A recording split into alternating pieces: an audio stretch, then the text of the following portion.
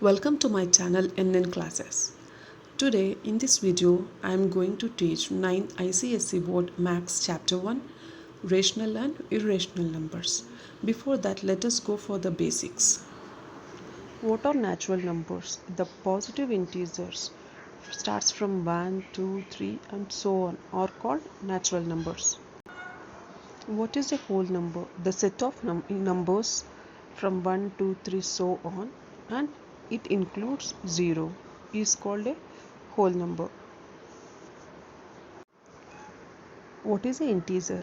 The set of integer, it consists of positive in numbers and negative numbers and 0 is called a integer. What is a rational number? Any number that can be expressed in the form of p by q. Make q is equals to 1 and q not equals to 0. Then that number is said to be a rational number.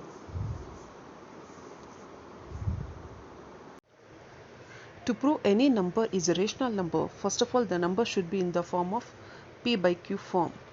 Now in this question we have to prove that 0 is a rational number. 0 by 1 which is equals to 0. So 0 can be written as 0 by 1. So it is in the form of p by q. So it is a rational number.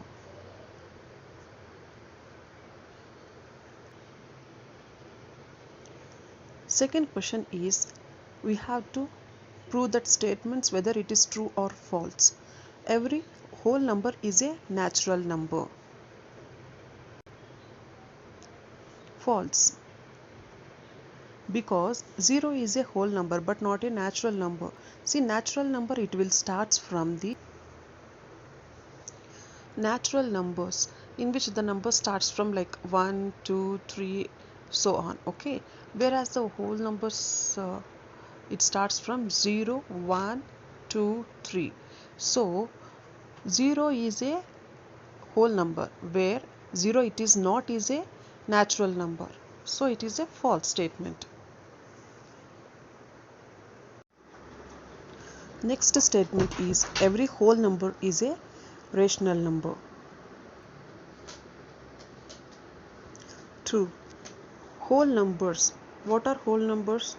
0, 1, 2, so on. So how to prove it is a rational number? Rational number means the number should be in the form of p by q form. So 0 means 0 by 1 which is equals to 0. If you take 1, 1 by 1 which is equals to 1. So if you take each and every number from the whole number, we can write in the form of p by q form.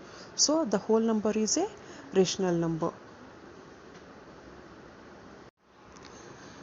Third statement is every integer is a rational number. Yes, it is true. So integers, it starts from integers is the set of negative numbers, 0 and positive numbers.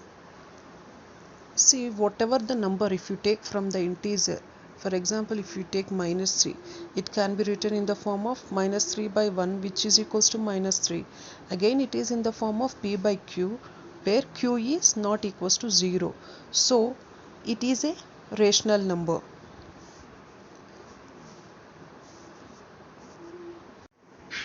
Fourth statement is that every rational number is a whole number. It is false. For example, if you take 1 by 2 which is equals to 0.5, you can take it is a whole number as well as rational number. And if you take minus 1 by 2 which is a rational number but it is not a whole number. So every rational number is not a whole number. Now the third question is they given the series. In this they given the fractions. We have to arrange these fractions into ascending order, that is small to big. After arranging that, we have to find out which is smallest fraction and the largest fraction. We have to find the difference of the two fractions. Express this difference as a decimal fraction correct to one decimal place. Now let us see the solution. This is a given series of fractions. So we have to arrange this series of fractions into ascending order. To arrange this series in ascending order, always the denominator should be the same.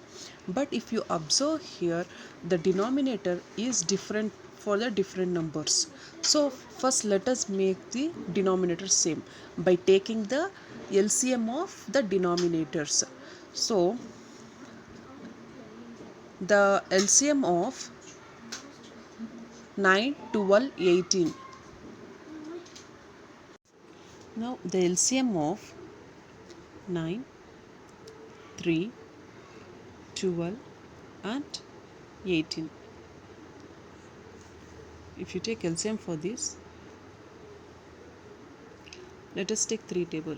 3 3s are 9, 3 1s are, 3 4s are, 3 9s are, 3 6s are.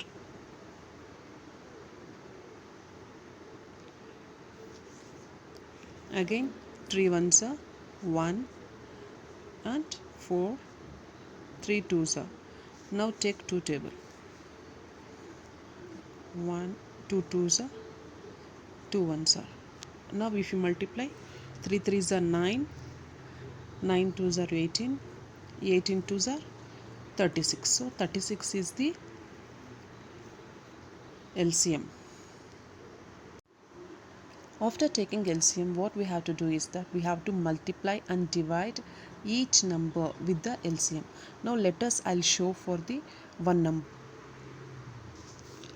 Minus 5 by 9. So LCM is 36, right? We should multiply by 36 and we should divide by 36. 9 ones are, 9 fours are. So 5 into 4 is 20. 20 by 36. This is the final ratio.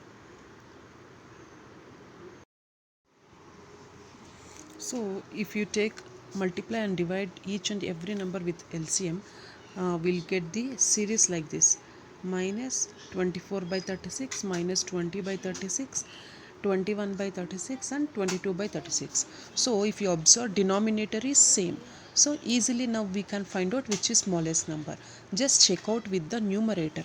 If you check the numerator, which is the smallest number in this? The smallest number is minus 24 first, again is minus 20, again 21, 22. Like that you have to arrange in ascending order. After arranging this in ascending order, we have to find out the difference between the smallest and largest number.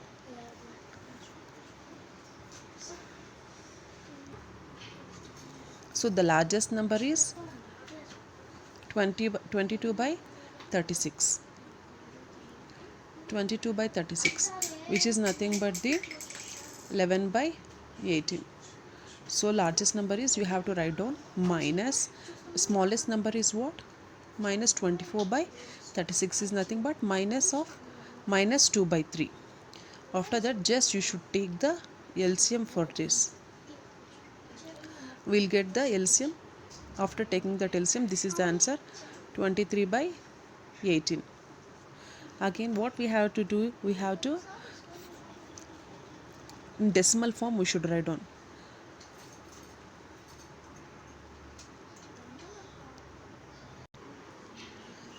To find out the number in decimal form, just we have to divide the number.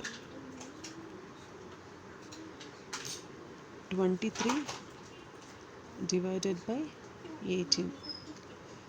18 ones are dot 0. 18 twos are 36. We'll get 1 4. Again we'll take off 0. So 7s are is 126. After decimal, if you take two numbers, that is enough.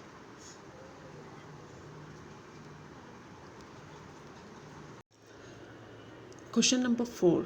They given a series of fractions and we have to arrange this in descending order.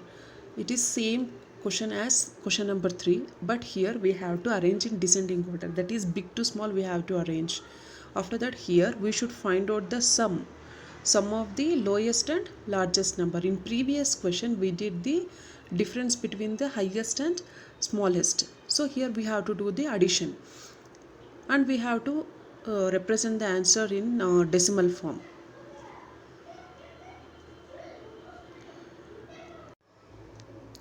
And this is the given series. First we have to take the LCM of 18, 16, 4 and 32. The LCM is 32.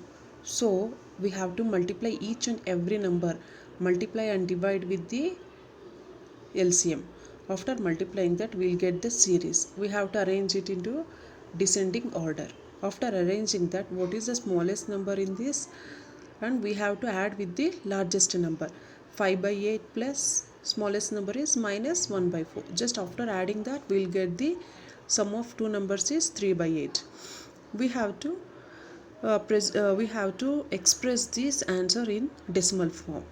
If you divide 3 by 8, we'll get in the form of 0.38. Thank you for watching this video. Please subscribe my channel, like it and share it. Thank you.